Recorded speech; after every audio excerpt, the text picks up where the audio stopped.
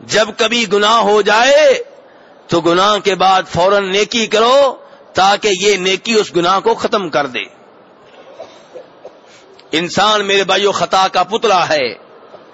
انسان وہ ہے جس سے غلطیاں ہو جاتی ہیں، لیکن فرمایا سب سے بہتر گنہگار وہ ہے جو گناہ کے بعد رب سے رجوع کر لیتا ہے، رب سے معافیاں مانگ لیتا ہے، رب سے توبہ کر لیتا ہے.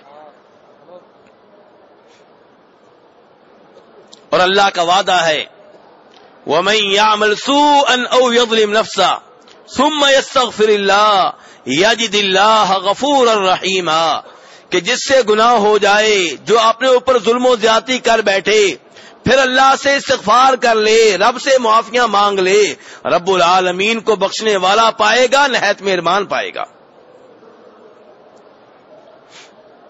استغفار، معافیاں مانگنا میرے رب کو بہت پسند ہے.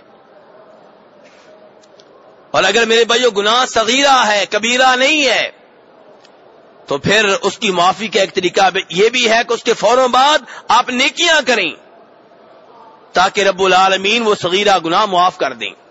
کبیرہ گناہ باقاعدہ توبہ کے بغیر معاف نہیں ہوتے. نبی علیہ الصلوۃ والسلام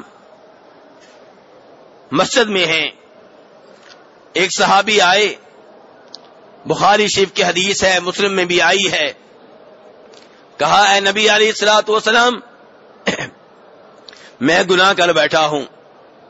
ایک عورت ملی، اس کے ساتھ میں نے ناجائز حرکتیں کی، باقاعدہ جسے زنا اور بدکاری کہتے ہیں وہ کام میں نے نہیں کیا، لیکن اس کے علاوہ میں نے جو حرکتیں تھیں وہ کی. یعنی کہ بوسہ دے بیٹھا ہوں، گلے لگا بیٹھا ہوں. نادم ہو کر آیا ہے، پشیمان ہو کر آیا ہے، گناہوں کا بوجھ ہلکا کرنے کے لیے آیا ہے، گناہوں کی ٹینشن ہے، گناہوں کی فکر ہے. نبی علیہ الصلوۃ والسلام خاموش رہے. اس کے بعد نماز پڑھی گئی.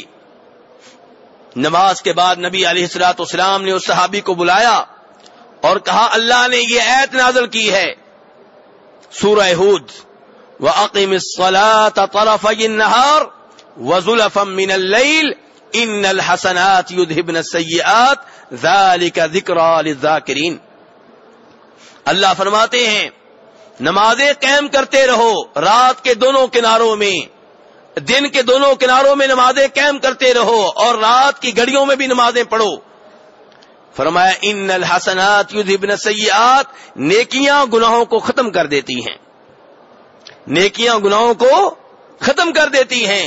یہ نصیحت ہے اس کے لیے جو نصیحت قبول کرے.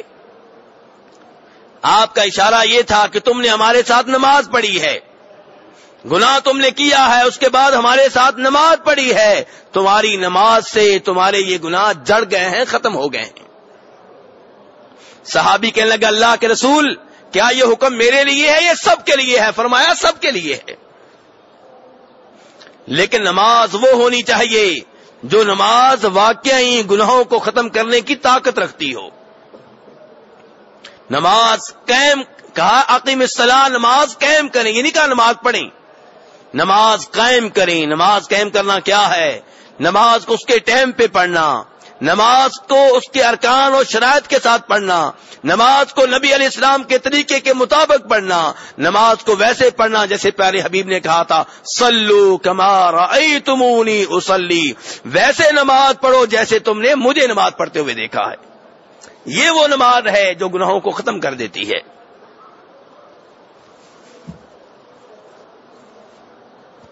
بخاری شریف کی حدیث ہے، نبی علیہ الصلوۃ والسلام اس میں فرماتے ہیں، صحابہ کرام سے سوال کرتے ہیں کہ اگر تم میں سے کسی کے گھر کے دروازے کے باہر نہر گزر رہی ہو، نہر گزر رہی ہو، وہاں دن میں 5 بار غسل کرتا ہو، کیا ایسے آدمی کے جسم کے اوپر میل کچیل باقی رہے گا؟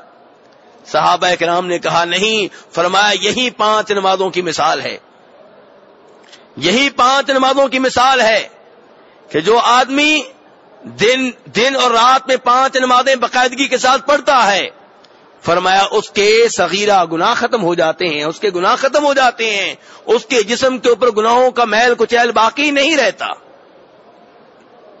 لیکن میرے بھائیو، نماز وہ جو نبی علیہ الصلوۃ والسلام کے طریقے کے مطابق ہو، مرضی کی نماز نہیں، اپنے ملک کے دستور کے مطابق نماز نہیں، جو نماز قاری صاحب نے بتا دی ہے وہ نہیں، وہ نماز جو صحابہ کرام نے نبی علیہ السلام سے نقل کی ہے وہ نماز۔